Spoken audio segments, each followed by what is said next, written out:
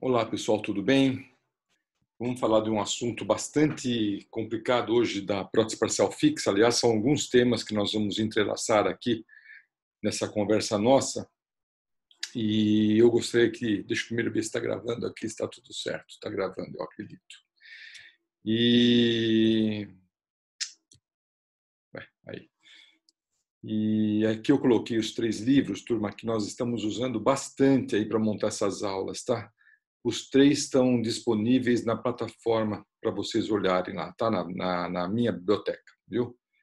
Os 2 primeiros livros aí são livros do Pegoraro e o último aí da professora Volpato, tá? Então, é legal vocês estudarem por os 3 livros, que os 3 livros são muito bons. Eles trazem, apesar de ser o mesmo autor os 2 primeiros, eles trazem aspectos diferentes, colocações diferentes. Então, eu acabei usando os 2 do Pegoraro e acabei usando o último aí também da Volpato, tá?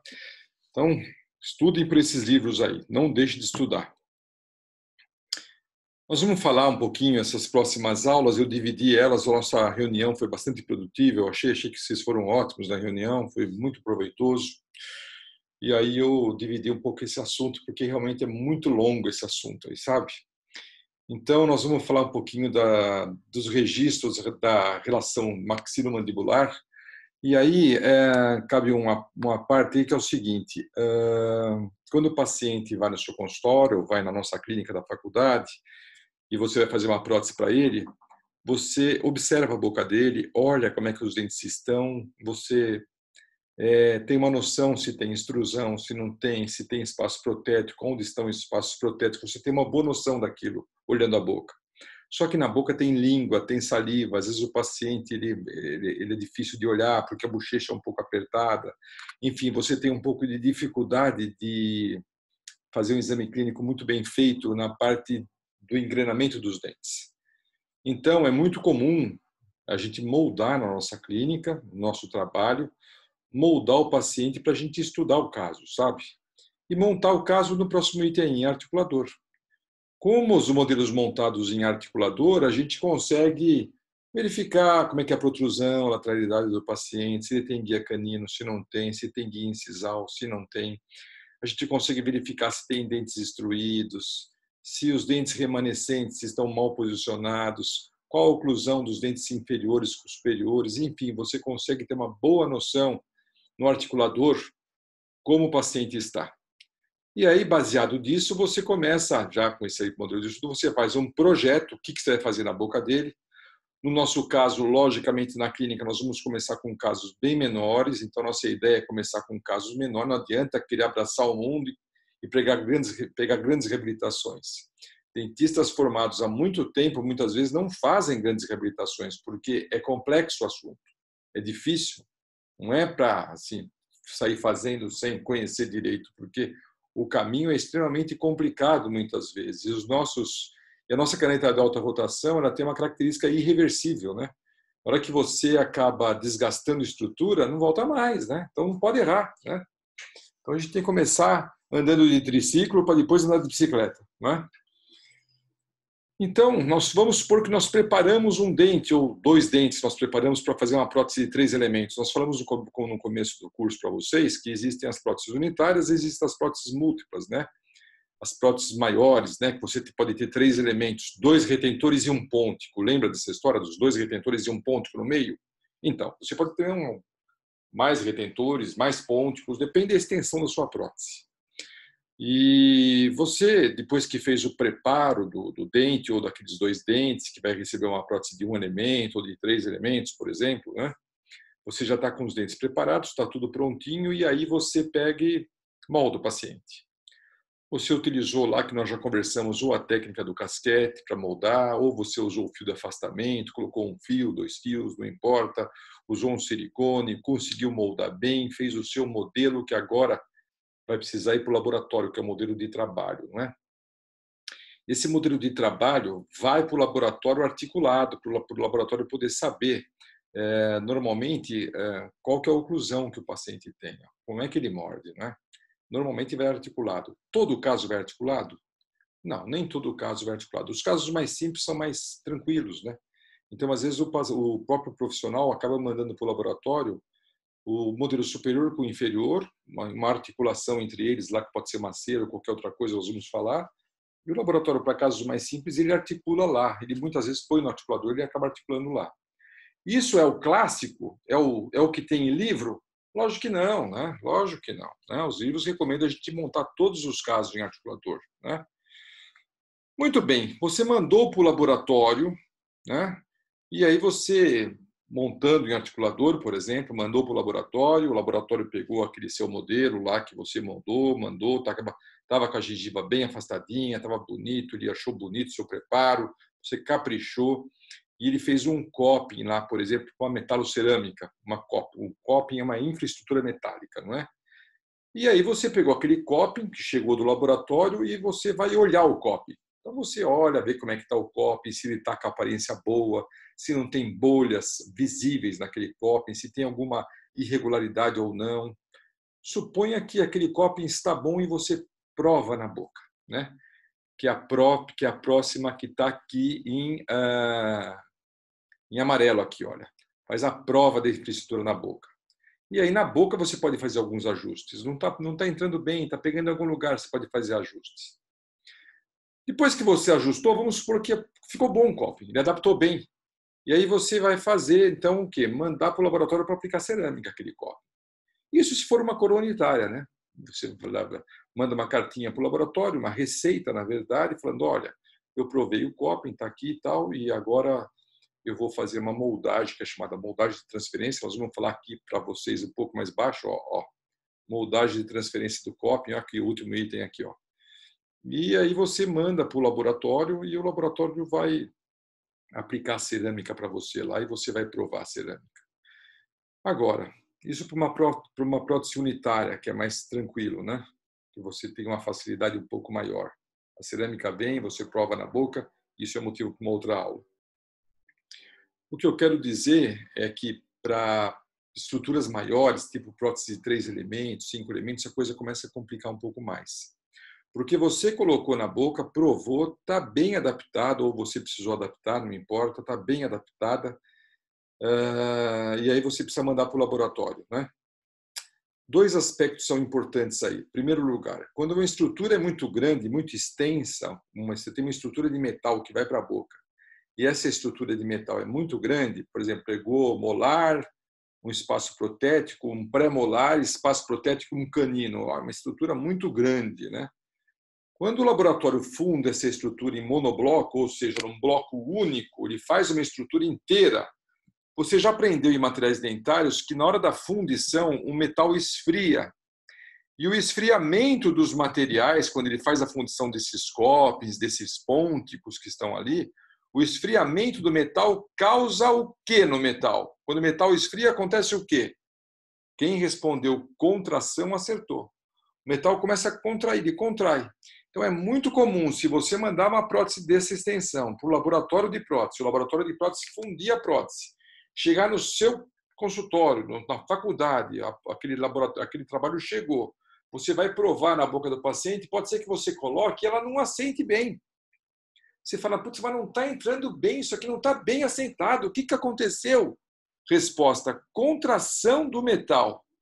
E aí você precisa seccionar aquele metal e soldar. Então veja quanto passo a gente tem aí, que é a soldagem, que está aqui nesse item aqui, ó, soldagem de próteses parciais fixas de 3 elementos ou mais. Então veja como a gente tem uma característica bastante complexa na prótese, né? E é justamente disso tudo que nós vamos falar nessas próximas aulas, né? E eu estou começando essa aula de hoje, eu vou falar só essa parte 1 aqui, ó, dos primeiros itens que estão em verde aí. Nós vamos falar um pouquinho do registro para você montar o caso em articulador, como é que você faz, você já deve ter tido um pouco de noção disso na disciplina de oclusão, etc., em outras disciplinas também, mas nós vamos repetir, vamos falar um pouco do nosso ponto de vista em relação a isso daí, e vamos mostrar como é que monta um caso em articulador, tá? Utilizando um articulador mais moderno, que muitos profissionais estão comprando agora, mas nós vamos, logicamente, nos deparar também com o articulador que vocês têm. Não é? Então, Quando você faz o registro, você tem uma relação maxilomandibular. Você tem que fazer uma relação maxilomandibular. O que significa isso? Você já moldou o seu preparo. Olha a foto do lado esquerdo aí, aqui, né? A foto A. Você já tem o seu preparo pronto, você cimentou o núcleo metálico fundido ali, fez o preparo, está bonitinho, está ligeiramente subgengival, aparentemente, mas tudo bem. É um dente que a estética é importante, né? Está expulsivo, está tudo certo. E aí você molda e está aqui o seu modelo de trabalho do lado direito aqui, ó. Você moldou e vai mandar para o laboratório fazer o copy. Como é que você manda essa maxila com essa mandíbula para o laboratório? Do jeito que está aqui, olha, um engrenado no outro assim, ó. Manda assim, porque o laboratório, pegando os dois modelos, ele consegue articular os dois. Você manda assim para o laboratório. Casos que você tem instabilidade, como é esse caso aí, olha, você até pode mandar assim.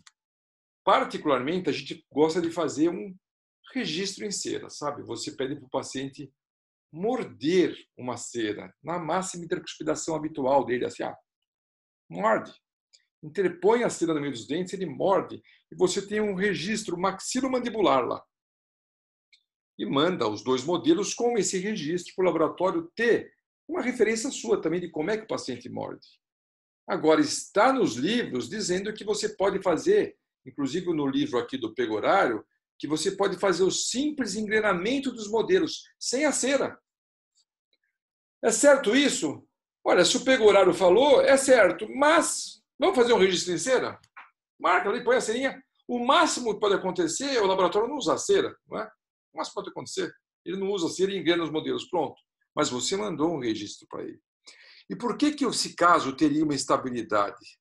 Olha aqui, ó. Olha o seguinte, isso aqui. Está vendo isso aqui, turma? Esse contato do molar com o último molar lá. Ó.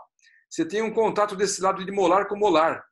Do outro lado da boca também você tem contato de molar com molar. E nessa região anterior aqui, ó, você tem contato de incisivo. Então você tem 3 pontos de contato aí, ó, de incisivo, de um molar de um lado e de um molar do outro lado. Olha que eu vou mostrar para vocês aqui agora, ó, incisivo, molar de um lado e molar do outro lado. Você formou um triângulo grande aí, ó. Isso confere para nós estabilidade no modelo, porque eles têm uma área de contato bastante favorável. O modelo está bem, quando você coloca e tiver esses pontos de contato, 3 pontos formam um plano, certo, da matemática. E aí você não tem um modelo fazendo assim, ó, tum, tum, tum, tum, tum, tum, tum. Não tem isso, porque toca os 3 pontos. Vocês já perceberam, por exemplo, que em boteco, quando você vai tomar uma cervejinha, aliás, já estamos com saudades, né, dessa época lá de fora. Quando você vai no boteco tomar uma cervejinha, você senta à mesa do boteco, você senta à mesa, não senta na mesa, como todo mundo fala. Sentar na mesa é muito feio. Colocar a bunda em cima da mesa, que é isso? Você senta à mesa. Então, quando você senta à mesa do boteco, tem algumas mesas que começam a fazer tum, tum, tum, tum, tum. Você viu? Aí precisa ficar aquela baixaria de ficar pondo guardanapo no pé da mesa. Por que você está pondo guardanapo? Porque a mesa tem 4 pés.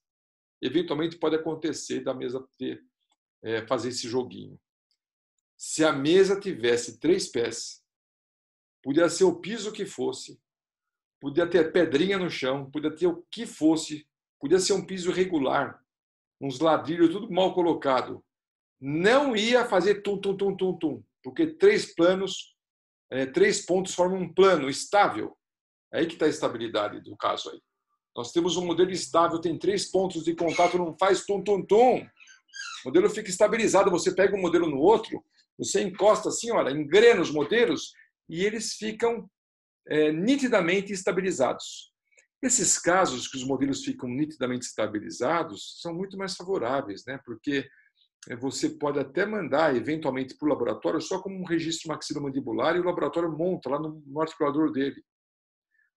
Pelo menos muita gente faz isso, tá? Muita gente. O clássico seria montar em articulador, é bem verdade.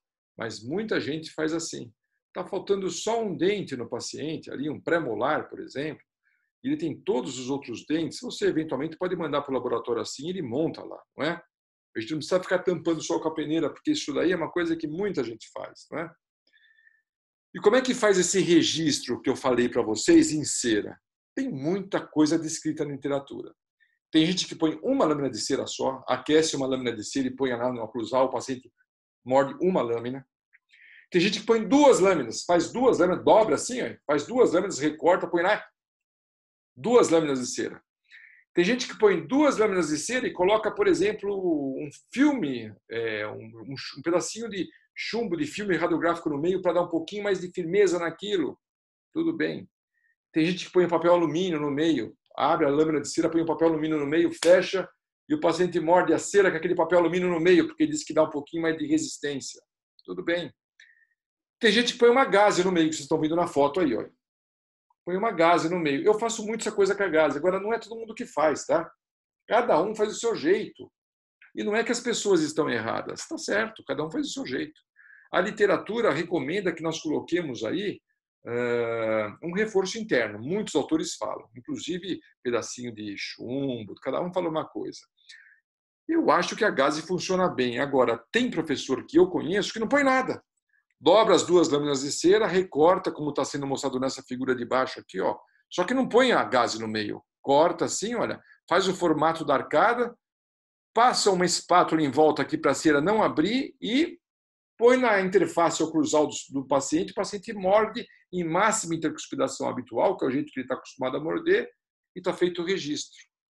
Quando você faz o registro das relações maxilomandibulares em máxima intercuspidação habitual, ou seja, o paciente mordendo da maneira que ele está acostumado, assim, normalmente fura a cera. E é bom que fure, porque as cúspides se tocam, né? E aí, se a cera estiver bem amolecida, bem molinha, é normal que ela se perfure. Que é isso daí, ó. Mordeu a cera e você tem um registro nessa cera de como é que o paciente morde. Isso é bom para os casos que o paciente tem estabilidade oclusal, né? Tem estabilidade.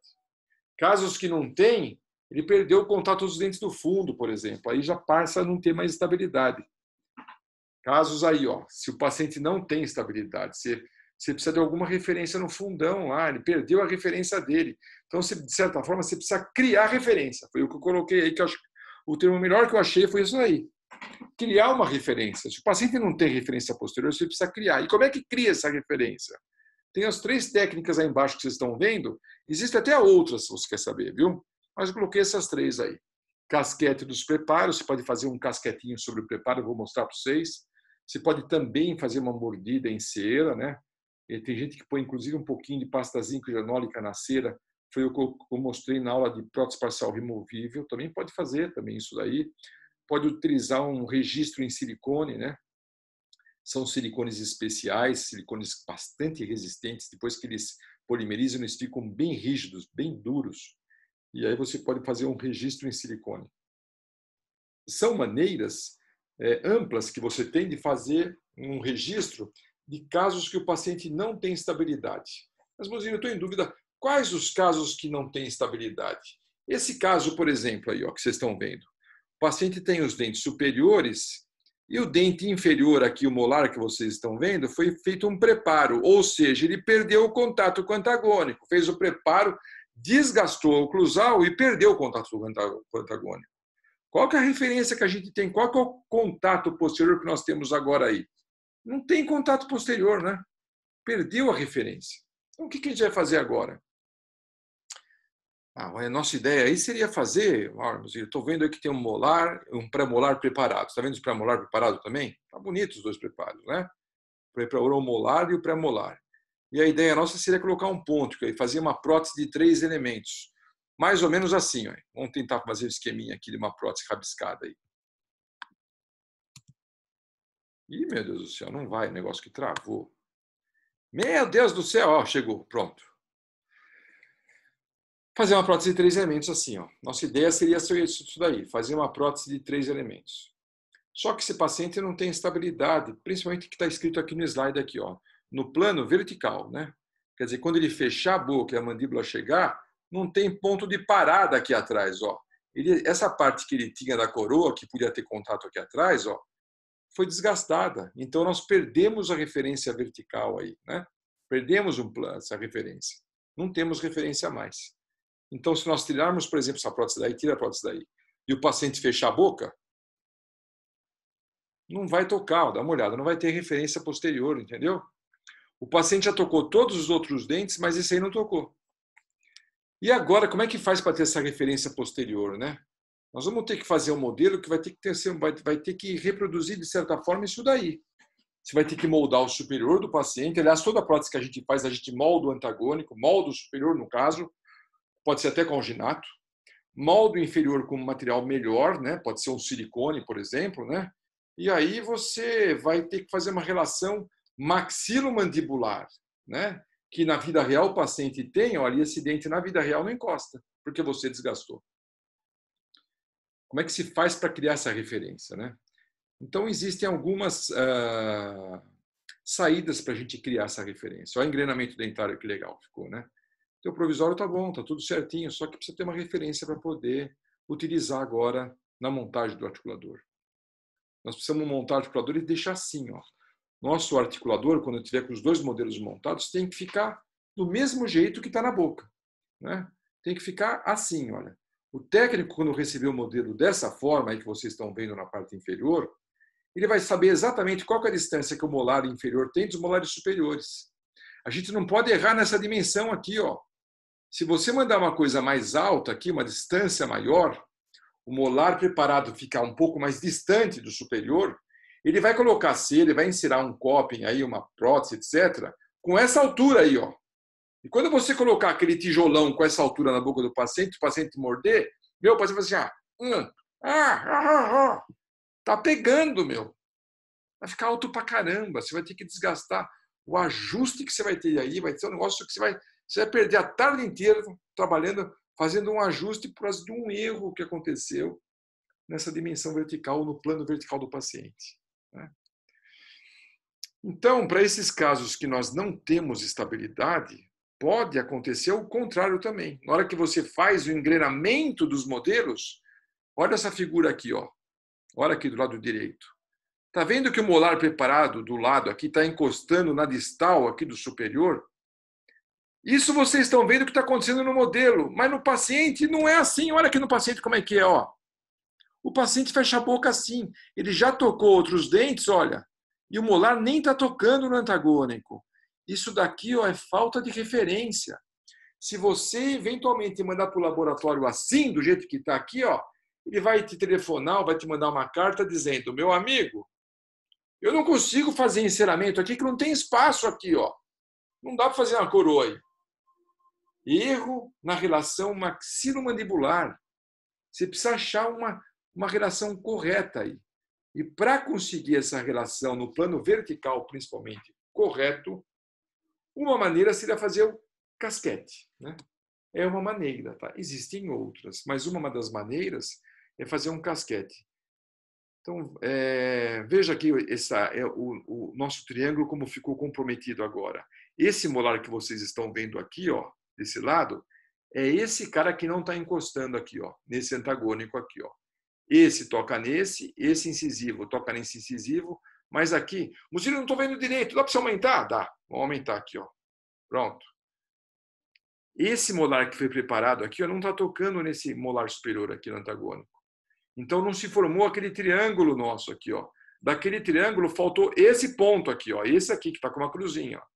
Então nós deveríamos ter um triângulo aqui. Se tivéssemos um triângulo, ponto de contato aqui, vamos supor que esse paciente tivesse mais um dente aqui atrás e tocasse. Opa, seria muito melhor. A dimensão vertical nessa região estava garantida. A gente teria estabilidade oclusal no modelo. Mas sem esse ponto de contato, a gente não tem estabilidade. Então, a gente tem que pensar aí como fazermos, né? Então, uma das maneiras descritas na literatura é essa que eu acabei de citar. Faz um casquete, olha. Você faz um casquete primeiro na boca, ou nos preparos, olha, você faz um casquete nessa região aqui, e aí você une, ou faz esse casquete encostar nos dentes. Essa figura está bonita, olha. Você primeiro une na boca primeiro, e depois você põe no modelo e agora tem uma referência. Acabou de ganhar um ponto de contato aqui que não tinha, né? Acabou de ganhar esse ponto de contato que não tinha. E como é que faz esse casquete, Muzili? Pegoraro traz no livro dele isso daí, ó, essa técnica, olha. Ele pega. Aliás, olha que afastamento gengival que ele fez. Olha o término do preparo aqui, que bonitinho. Tá muito legal isso aqui, né? Parabéns para o Pegoraro, né? Ele pega um pincel com seu laque, por exemplo, pode ser vaselina também. Ele isola esse dente que foi preparado. Tem que tomar cuidado e isolar bem, porque esse dente aqui, esse modelo, é o modelo de trabalho, é o modelo que vai para o laboratório. Então tem que tomar cuidado para não quebrar, para não rasgar, para não trincar, para não cair no chão, para o casquete não grudar aí, né? Então, vaselina bem. E aí ele coloca um fio de algodão umedecido aqui embaixo. Ó. Ele pôs um fio de algodão e na região do término do preparo aqui, que é a área nobre do modelo, né? O término é uma região difícil de moldar. Então ele colocou aí um fiozinho de algodão umedecido aqui no término para proteger. E aí com a técnica de nylon ele foi acrescentando resina Duralei aqui, ó. Em cima desse dente aqui ele foi acrescentando resina Duralei. Foi acrescentando com a técnica de nylon, que é aquela técnica do pincel. Encosta no líquido, toca no pó e vai levando lá. Vai levando, forma uma casquinha em cima do dente, olha, forma uma casquinha. Essa casquinha, quando você tirar do modelo e levar para a boca, ela não vai encostar no antagônico. Idealmente, agora não é hora de encostar. Você põe só para ver se a casquinha está servindo, entendeu? Você põe a casquinha na boca. Ela não vai encostar, olha, não pode encostar. Nesse simulado dá a impressão que encostou, mas o ideal é não encostar. Não encosta nessa hora aí. Não encosta. Faz a casquinha e não deixa ela encostar. Aí sim, você pega de novo com a técnica de nylon, um pouquinho mais de resina agora, e vai acrescentando aonde você quer que ela encoste. Vai acrescentando onde você quer que ela encoste. Se ele precisa encostar no dente antagônico, é isso que nós queremos, que ela encoste no dente antagônico. Então, muitas vezes, você pode até vaselinar um pouquinho o dente antagônico, principalmente se ele tem restauração em resina. Vai que grude, não é? Então, você pode passar um pouquinho de vaselina, bem fininho, bem pouquinho de vaselina no dente antagônico, para a resina não grudar. E aí sim você quer um contato efetivo aqui, olha, aqui e aqui. Eu diria para vocês, desses dois contatos, pensa comigo. Lembra do ponto ABC? Desses dois contatos aqui, daquele triângulo, qual é o mais importante?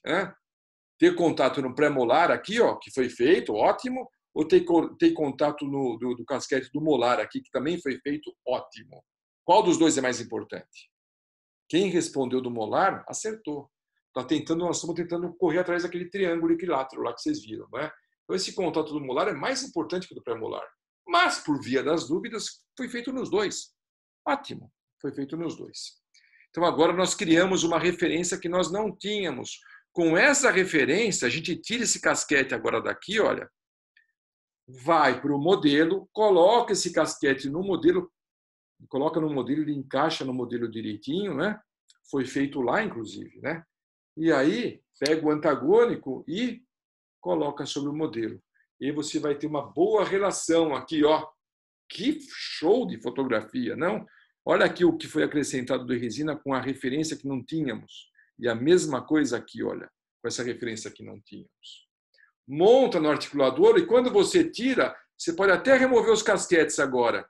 E ele vai revelar isso aqui para nós, olha, o espaço que existia real entre o preparo e o antagônico no modelo. Exatamente igual como era na boca. Beleza? Como era na boca. Exatamente igual como era na boca. Então, veja, só mudou um pouquinho o ângulo da foto, né? A foto do modelo está um pouquinho mais lateralizada, a foto da boca está um pouquinho mais anteriorizada, mas ficou excelente o trabalho dele, mostrando que um ficou exatamente igual ao outro. E é isso que a gente quer. Então, se por acaso a gente se deparar com uma questão assim, com essa falta de estabilidade vertical posterior, a gente tem que criar um ponto de referência, né? Ele podia colocar uma cera aí também, pedir para o paciente morder? Até poderia, né? Existem alguns silicones também que a gente pode utilizar.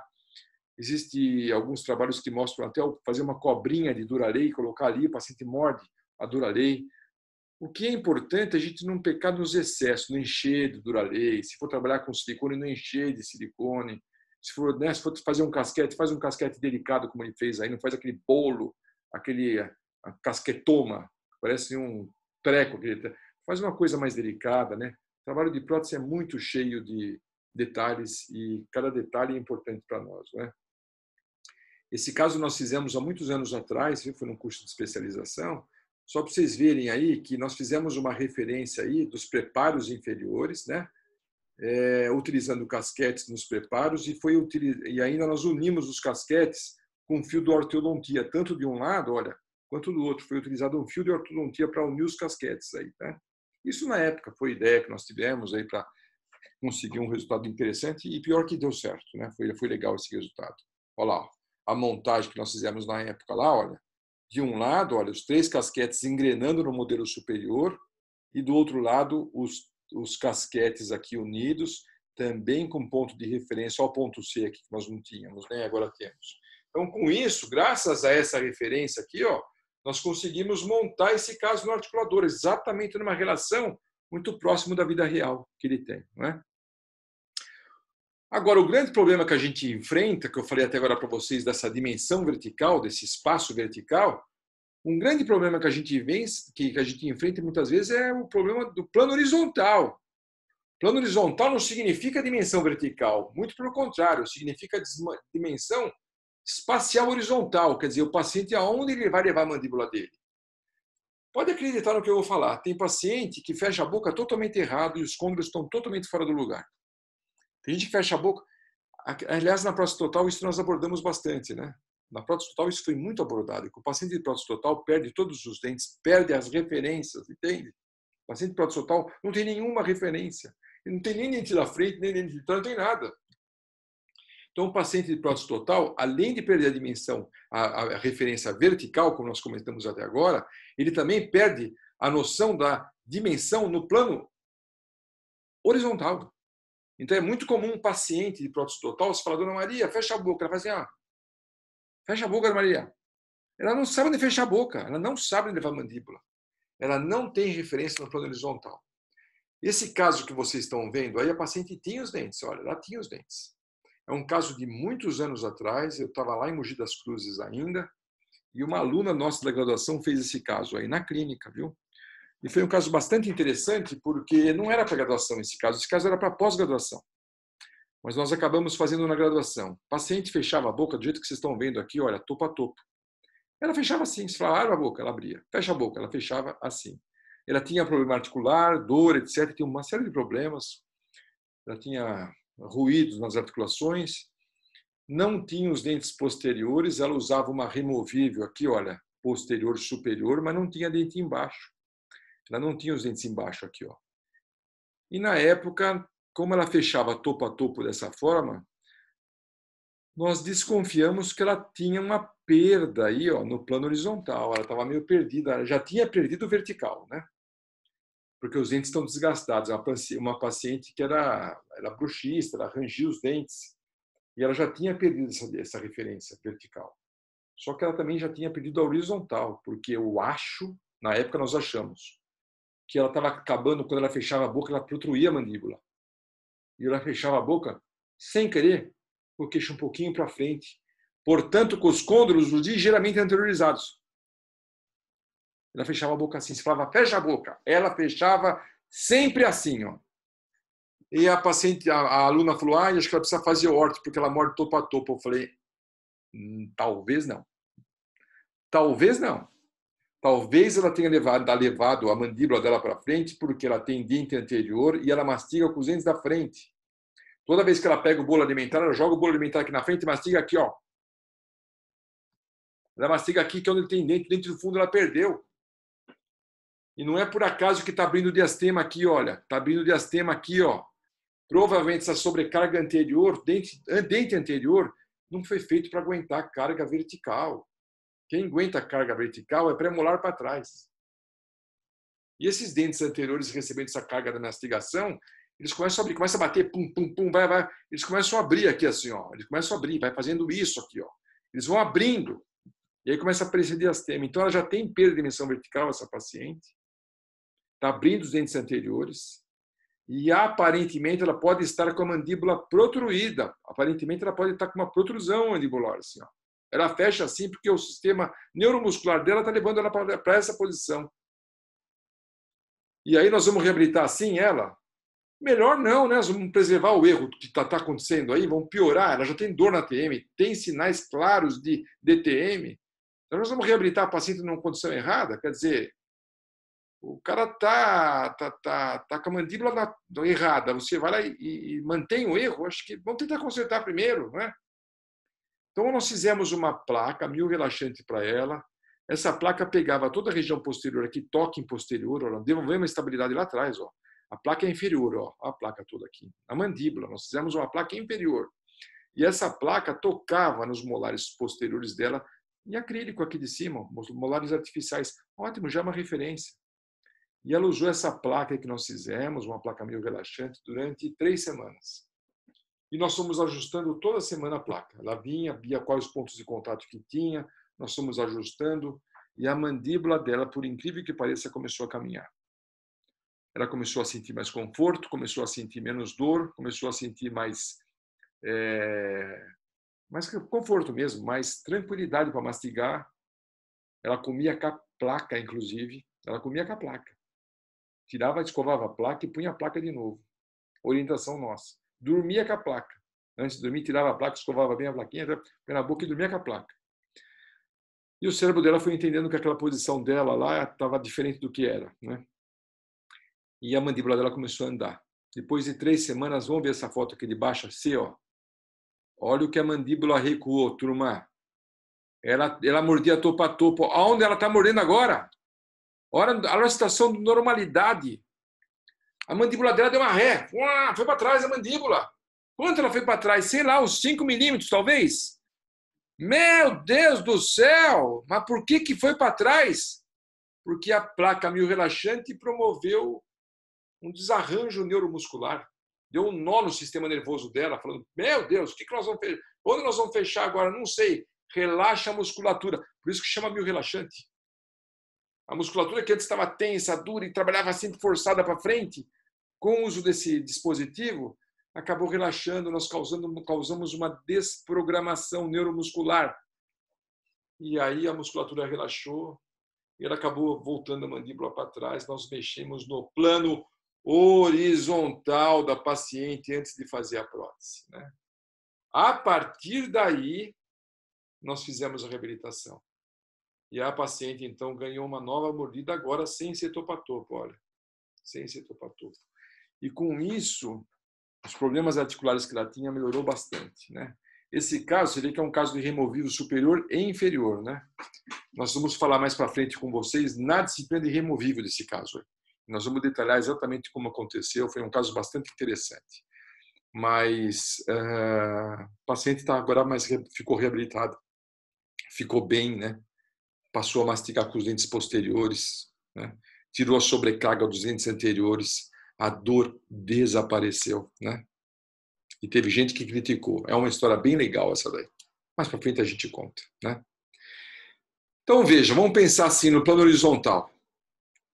Tem paciente que tem essa estabilidade, tem contato anterior, posterior, está tudo certinho, e tem ausência de sintomas, de sinais e sintomas de distúrbios temporomandibulares. Se o paciente tem contato na frente, tem contatos posteriores dos 2 lados, não tem nada na TM dele, ele não mastiga bem, ele é feliz, ele está super bem. Ele só veio colocar um pré-molar aqui que ele quebrou. Esses casos não tem muito que ficar filosofando em cima, de mudar a mandíbula do paciente de posição. Não vai mexer na mandíbula do cara, tá boa a mandíbula dele, vai mexer. Você vai mexer porque esse cara não tem nem dor, não tem nada. Então, esse caso, você vai reabilitar o paciente, ó, em máxima intercuspidação habitual. Meu, como é que você morde? É assim, ah. Então é assim que nós vamos reabilitar você. É assim. A pessoa que está acostumada, está tudo funcionando muito bem. Casos em que você não tem muita estabilidade, ou tem pouca estabilidade, ou não tem estabilidade, está aqui, ó, caso sem estabilidade, mas tem ausência de sinais e sintomas da DTM, quer dizer, você não tem problema articular. O paciente não tem muita estabilidade, mas você não tem. Aí você pode, são 2 linhas, você pode tentar preservar a máxima de cuspidação habitual dele, ou a história do jaquê, né? Já que nós estamos mexendo, já vamos colocar ele em RC, que é uma posição mais fisiológica, mais normal, a gente tenta levar os côndilos mais centralizados na cavidade articular e a gente reabilita ele numa posição mais correta, que na verdade acaba sendo ROC, relação de oclusão cêntrica. E a gente faz uma reabilitação dele em ROC. Né? Pode ser também, pode ser. É uma coisa discutível, mas existem as duas linhas. Sinal amarelo para esse caso aí. Casos assim, que o paciente não tem estabilidade, mas não tem sintoma, luz amarela, né? Porque, puxa vida, né? É para se pensar. É para ver caso a caso. Casos sem estabilidade, mas tem presença de sinais e sintomas, luz vermelha, turma, está em vermelho aí, ó. Esses casos, não vai reabilitar o paciente agora sem mexer na TM dele, sem mexer na articulação, sem cuidar um pouco da parte articular, do engrenamento, da oclusão dele. Vai fazer uma prótese, depois o paciente vai falar para você, meu, o senhor fez a prótese para mim, piorou minha dor. Piorou, não sei o que está acontecendo comigo, que está doendo minha cabeça agora. Meu Deus do céu. Não consigo mastigar mais nada. Então, esses casos, sinal vermelho, cuidado. São casos que você precisa analisar, estudar, ver como é que você vai reabilitar. Provavelmente você vai ter que primeiro mexer na articulação do paciente, como é o caso daquela moça que eu mostrei. Primeiro você vai ter que entrar com algum dispositivo tal, e você vai ter que colocar em relação de oclusão cêntrica, né? Em RC e a relação de oclusão cêntrica. Você vai ter que fazer ele fechar com os côndilos bem posicionados na cavidade articular, né? E os dentes tocando, está tudo bem posicionado. O paciente, na hora da reabilitação, tem que estar, teoricamente, já sem sintoma. Por isso, esses casos mais complexos são obrigatórios passar por uma fase de provisórios na boca toda, praticamente. Não dá para pegar um paciente que tem um monte de problema, tem dor, etc., e sair fazendo a prótese do cara definitiva. Pelo amor de Deus, não faça isso. Esse tratamento é longo, é demorado, é difícil fazer.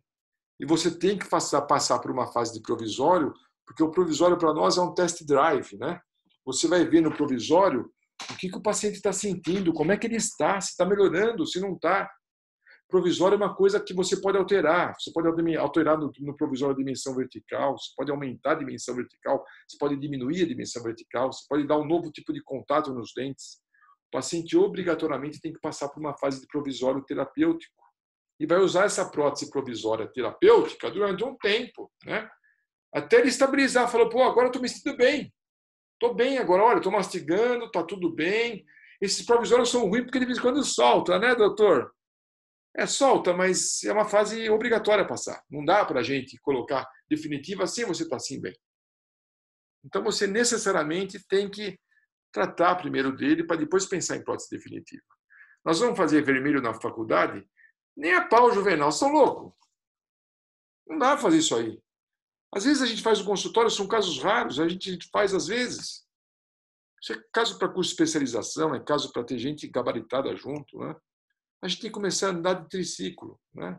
Então, de preferência, se der certo, a gente vai começar por aqui, ó. Fazer próteses em casos que o paciente tem uma certa estabilidade, não tem problema na TM. É o melhor para nós, para começarmos. Começar a fazer coisa muito avançada, você cai da bicicleta, se machuca e nunca mais você quer fazer. Essa que é a verdade. Nunca mais você quer andar, né? Quem toma um tombo muito feio de bicicleta na infância, depois de pegar trauma, não anda mais nem de moto, certo ou não? Muito bom.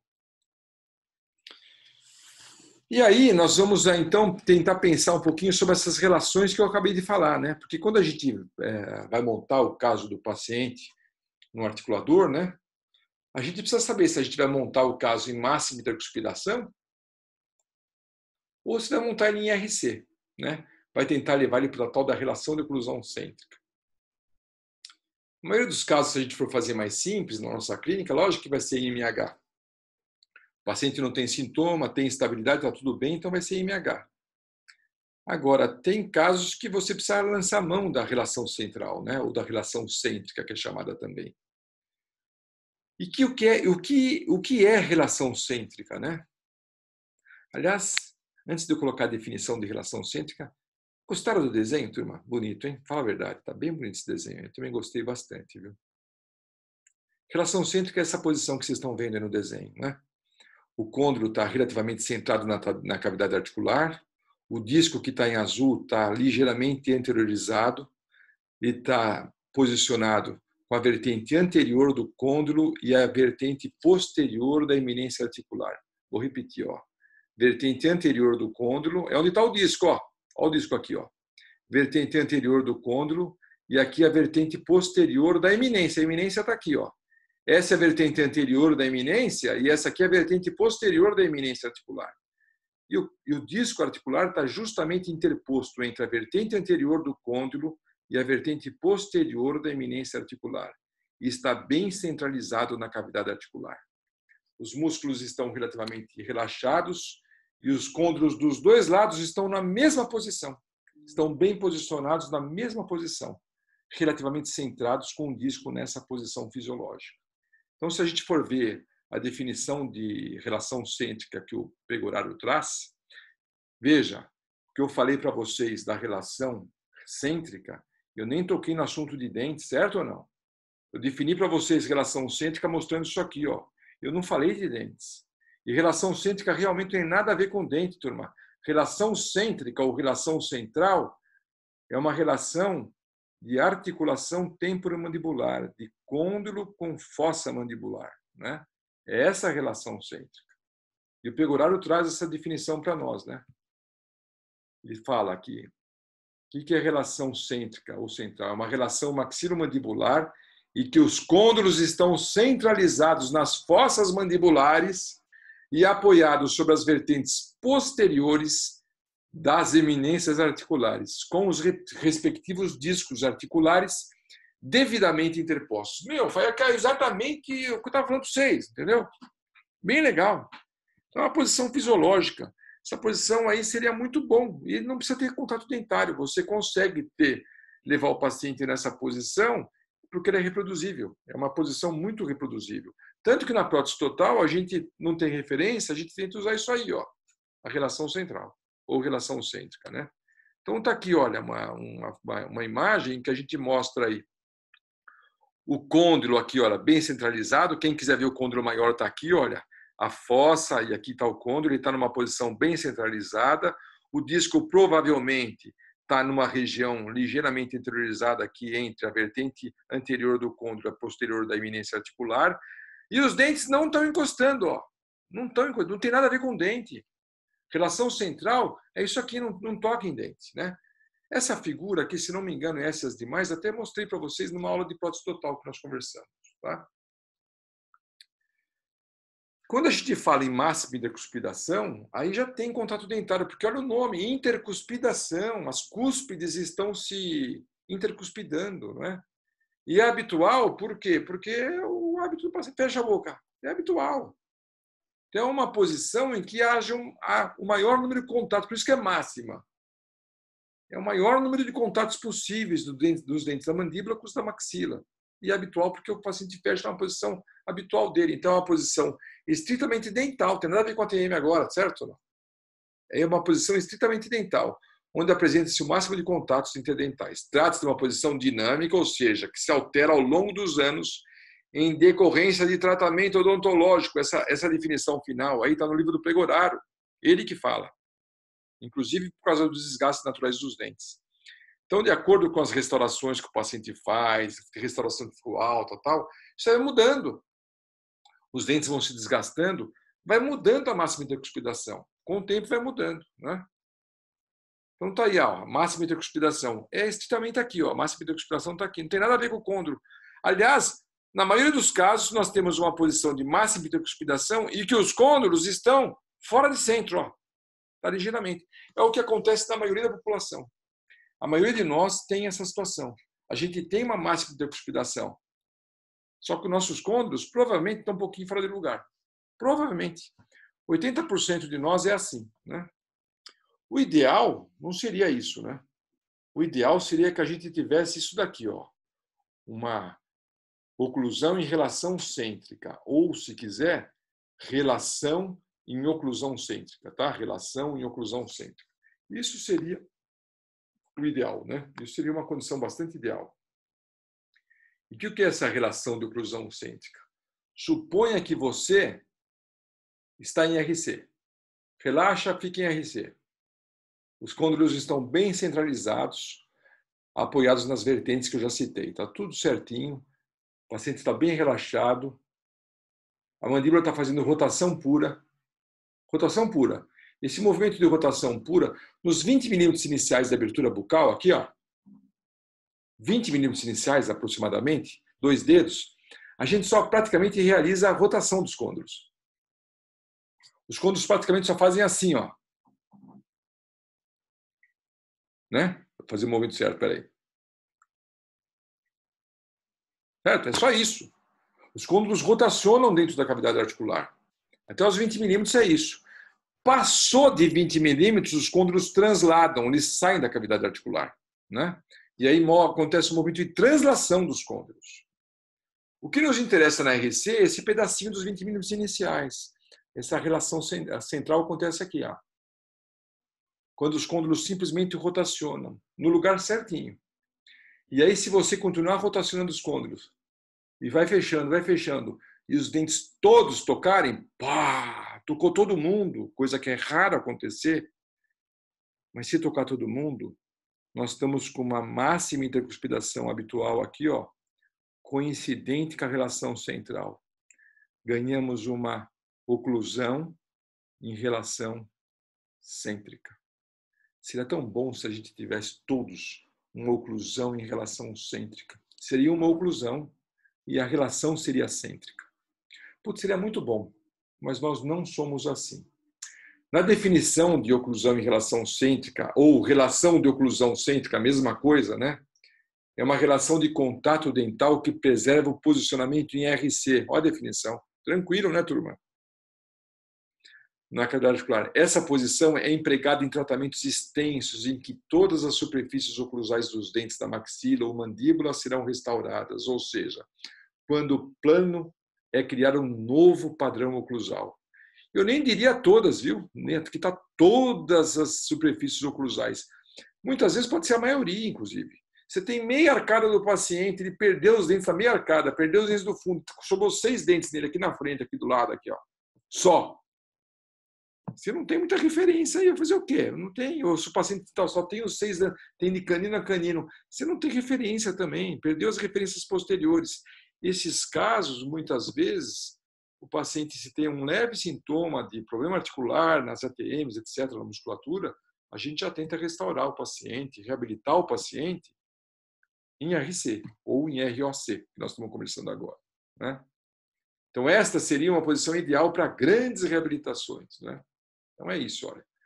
A oclusão em relação cêntrica seria essa aqui, ó. Os côndulos estão bem centralizados, está aqui, ó, os côndulos bem centralizados e os dentes todos em máxima intercuspidação. Isso seria uma situação ideal. Né? Seria muito bom se nós tivéssemos essa condição. Na máxima intercuspidação habitual, acabei de falar para vocês, quando a gente morde habitual, a cera perfura, normalmente perfura. E na relação central, você vai fazer uma posição de relação central em que não tem contato dentário, não é? Lembra que eu falei da relação central, os dentes não tocam? É isso aqui, ó. Sem tocar dente. Nessa posição de relação central, não tem contato dentário. Se você interpor uma cera na boca do paciente, a cera precisa perfurar? Resposta: não pode perfurar. Não pode. Porque não existe contato dentário na relação central. A relação central não tem nada a ver com máxima de cuspidação. Relação central é uma posição estritamente articular. Muzili, e relação de oclusão cêntrica? Aí tem contato dentário, porque a oclusão é uma relação da maxila e da mandíbula.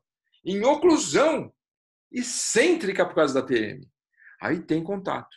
Aí, eventualmente, pode até furar. Mas em RC pura, em RC, que os dentes não encostaram, a cera não perfura, certo? A cera não perfura. E para levar o paciente em RC, né, nessa posição em que os côndulos estão bem centralizados, os discos estão bem posicionados, existem algumas técnicas para se fazer isso. Uma das técnicas é essa técnica de manipulação bilateral da mandíbula. O profissional vai por trás do paciente, repara que ele vai por trás do paciente, o coco da cabeça do paciente fica quase que apoiado na barriga do dentista, não é?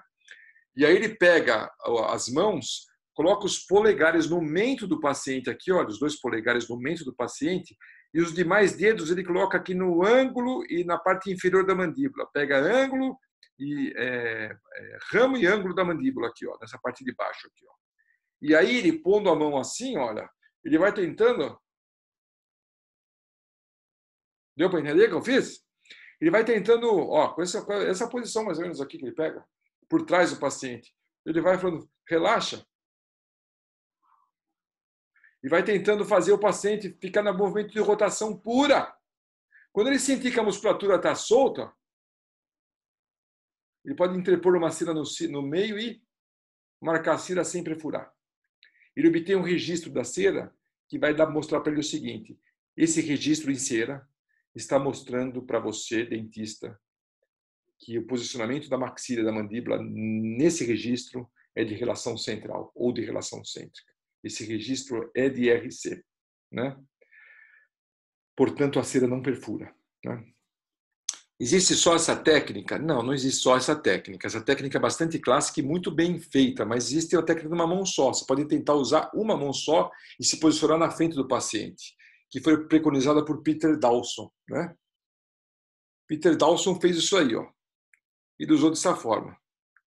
Vai deixando o paciente fazendo rotação, o paciente relaxa, e aí você vai até marcar a cera lá. Colocou a cera na boca do paciente, marcou a cera, fala, não aperta, não aperta.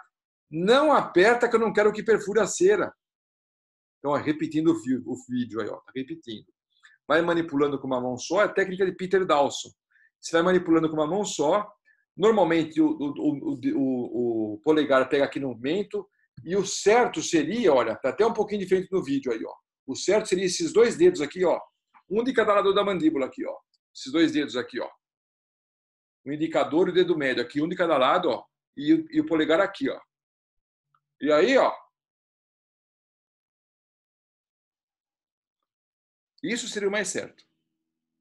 É que o profissional que fez esse vídeo é meio tontorone, eu acho, viu? O cara que fez esse negócio aí é meio tontorone. Não fez o certinho. O certinho é colocar os dois dedos aqui, assim, tá? É o que recomenda. Muito bem. E aí marca a cera, tá? Aqui nessa imagem a gente está vendo justamente isso daí, ó. Marcando, vai marcar uma cera que está interposta aqui na boca da paciente. Uma outra técnica que existe é a técnica do Dig de Lúcia, que chama, para tentar levar o paciente em RC também. O Dig de Lúcia, você pode isolar os dentes do paciente. Tem gente que pede para colocar até um papel alumínio nos dentes para a resina não grudar. Perigoso a resina. Então pega um pedacinho de papel alumínio, adapta nos dentes e põe a resina em cima do papel alumínio. Tem gente que fala para usar um daqueles plastiquinhos incolor que vocês usam na cozinha, esqueci o nome, hein, que a gente usa. Como é que é o nome daquele treco lá? Sei lá, insufilme, sei lá, esqueci o nome. Põe aquele celofane, né? Põe aquele celofanezinho lá e tal. Tem gente que faz direto na boca, passa bastante vaselina e faz direto. Cuidado para não grudar. E se grudar e queimar, não tem o que fazer. Você tem que dar uma porrada na cabeça do paciente para ele desmaiar e só acordar depois que esfriou a resina. Então, cuidado para não errar nessa hora. Então, você faz o dig. O dig ele tem esse formatinho que vocês estão vendo aqui, olha, um biquinho aqui, ó, tá vendo? Olha? Porque ele vai ter uma rampa aqui atrás, ó. Bem nessa região aqui, ó, tem uma rampa, como se fosse um platô, assim, ó. Então, aqui tem uma depressão, aqui tem uma depressão e aqui tem uma rampa, aqui um platôzinho, assim. Esse platôzinho vai tocar num dente inferior, de preferência no meio da vestibular de um dos dentes inferiores, um dos centrais. Bem no meio do central, assim, ele toca. Quem não entendeu essa rampinha aqui, esse platô, eu tentei desenhar essa imagem aqui do lado para vocês verem melhor. Vamos ver se vocês entendem. Aliás, aqui, ó, primeiro eu fiz um rabisco aqui, olha, tentando mostrar que no meio tem um platô, né? Tem um platô aí no meio. E quem não conseguiu ver esse platô ainda, quem sabe com um desenho sombreado fica mais fácil de enxergar. Então tá aí, ó. Deu para entender, acho que melhor agora o que é isso que eu estou falando, não é? Então, vamos voltar?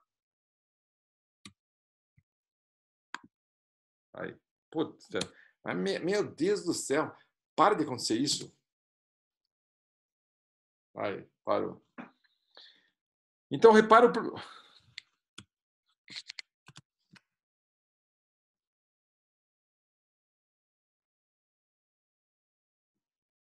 bem devagarzinho. Repara o platô aqui no meio que eu falei. Olha essa superfície aqui, ó. Isso daí forma como se fosse um bico de uma, né? Um bico, ó, ponta. E é uma superfície lisa, como se fosse o gume de uma faca, isso daí. Quando o paciente fecha a boca, isso não mostrou no livro, mas é isso que acontece, Esse bico, esse gume, não pode tocar no meio dos dois incisivos centrais, ele não pode cair naquela canaleta que existe ali entre os dois centrais. Ele cai bem em cima de uma das incisais. Caindo em cima da incisal, o paciente fica com a liberdade de pôr aqui o queixo para frente ou para trás, e essa rampinha, esse biquinho que formou aí, vai deslizando e o dente, o paciente não fica meio perdido, não sabe se põe o queixo para frente ou para trás, porque só toca aqui na frente, ele fica meio, onde será que eu ponho? Será que é para lá ou para cá? E aí o sistema neuromuscular dele fala, para! Relaxa. Não sabemos o que fazer, só estou tocando o incisivo central inferior, pelo amor de Deus. O sistema nervoso central, por favor, dá para relaxar a musculatura, porque a gente não sabe onde fechar a boca. E aí, o paciente tem um relaxamento muscular e acaba relaxando em alguns minutos. Alguns dizem que 10, 15, 20 minutos do uso de jig, ele já tem um relaxamento e a mandíbula já vai para um lugar mais adequado na tal da relação central ou relação cêntrica. Esse videozinho eu peguei da internet, tem que dar pause porque é bonitinho, mas ele é muito rápido. Então vamos tentar ver a rapidez dele, deve tentar entender isso aí, colocando o jig. Aliás, deixa eu voltar uma figura aqui, vai, volta um pouquinho. Deixa eu ver se está aqui a figura que eu queria mostrar. Não está aqui. Deixa eu ver se está antes. Não, não está. Está mais para frente. Eu quero mostrar uma outra figura de um outro autor que também é bonitinha a figura dele, tá, turma? Então vamos ver essa figura aí, olha, fazendo esse movimento, Pôs o jig, quase não dá para ver o que está acontecendo, né? Vocês conseguem verificar o que está acontecendo aí, Vê se você consegue identificar o que está acontecendo, Pôs o jig. Difícil observar, né? Está muito rápida essa figura aí. Vou tentar dar um pause aqui na hora que eu quero, Vamos lá, vamos tentar dar um pause, Fechou, está no lugar errado. Peraí, não deu pause, vamos de novo. Aí, Está no lugar errado, tá vendo? Ele fechou, está em vermelho porque a musculatura está tensa, tanto que o macete dele faz musculatura tensa, por isso que o macete dele em vermelho fiz está mostrando que está forçando. E olha aqui que eu quero que vocês vejam, fora de centro aqui, tá vendo? Olha, tá fora de centro, o côndilo com a fossa. O côndilo está ligeiramente anteriorizado em relação à fossa. Dá para ver pelos tracinhos verdes aqui. Você consegue verificar isso aí? É importante enxergar isso daí, não é? E aí, quando o paciente usa o jig ele faz com que a musculatura relaxe, por isso fica em azul a figura depois, que a musculatura fica mais relaxada, né? E o côndilo vai para o lugar dele. Para. Olha lá, Tá com o jig na boca, a musculatura ficou azul. E olha o posicionamento dos risquinhos aqui, Eles estão bem centralizados agora, Estão bem centralizados. Então, o jig que está posicionado aqui, auxiliou a mandíbula a recuar um pouquinho para trás e os côndilos ficaram mais centralizados. Se não tem essa explicação, acho que é difícil de entender, né? Porque é um vídeo muito rápido, eu acho, né? É bonita a ideia do autor, mas você precisa ficar muito grudado no negócio para poder enxergar, não é? Muito bem. Essa figura que eu queria mostrar em amarelinho aqui, que estão vendo embaixo aqui primeiro, olha, o jig aqui, Esse daqui conseguiu desenhar bem, mais ou menos, a história do jig, né? É uma rampa paralela a essa guia aqui. Qual é o nome dessa guia aqui, Guia incisal, né?